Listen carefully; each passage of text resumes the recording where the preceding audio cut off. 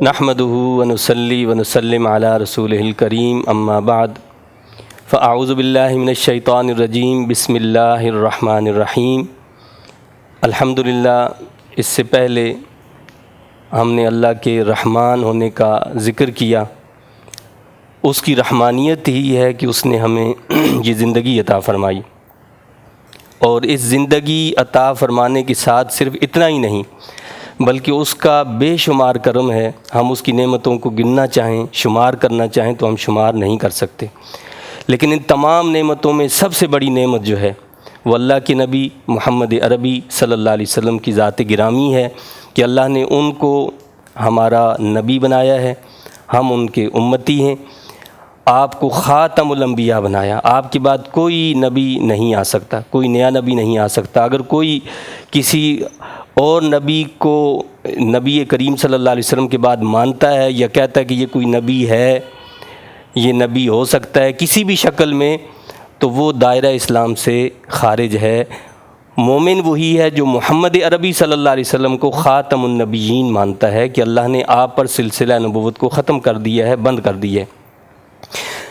اللہ تعالیٰ نے آپ کو جو مقام دیا ہے اس کو تو ہم بیان ہی نہیں کر سکتے، لیکن جو کمالات ہیں آپ کے، آپ اس کا اندازہ اس بات سے لگا سکتے ہیں کہ اللہ تعالیٰ نے آدم علیہ السلام سے لے کر سیدنا عیسیٰ علیہ السلام تک تمام انبیاء علیہ السلام کو جتنے بھی کمالات عطا فرمائے، معجزات عطا فرمائے، وہ سارے کے سارے محمد عربی صلی اللہ علیہ وسلم کے اندر جمع فرما دیے۔ بلکہ جہاں تمام انبیاء اور رسول علیہ السلام کا مقام ختم ہو جاتا ہے، انتہا ہوتی ہے، وہاں سے محمد عربی صلی اللہ علیہ وسلم کے مقام کی ابتدا ہوتی ہے۔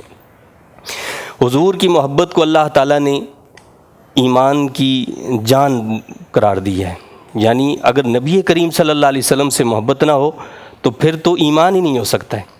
ایمان کامل اسی وقت حاصل ہوتا ہے کہ جب انسان کے دل میں محمد عربی صلی اللہ علیہ وسلم کی سچی محبت ہو۔ اور عقیدہ رسالت کے لیے تین باتیں سمجھنا بہت ضروری ہیں کہ ہم براہ راست اللہ تعالیٰ سے کوئی نعمت نہیں لے سکتے۔ جو کچھ بھی ملے گا وہ وسیلہ مصطفیٰ کریم علیہ السلام سے ہی ملے گا۔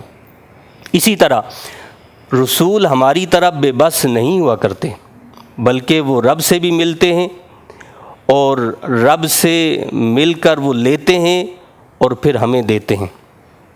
یعنی ہم ڈائریکٹ اللہ سے نہیں مل سکتے۔ اگر ایسا ہوتا تو اللہ تعالیٰ کسی رسول کو بھیجتا ہی نہیں، اللہ تعالیٰ کسی کتاب کو بھیجتا ہی نہیں، یا کتاب بھیجتا بھی تو ڈائریکٹ ہمارے پاس بھیجتا، لیکن اس نے اپنے درمیان اور اپنے بندوں کے درمیان جو وسیلہ رکھا ہے وہ نبی کا وسیلہ رکھا ہے۔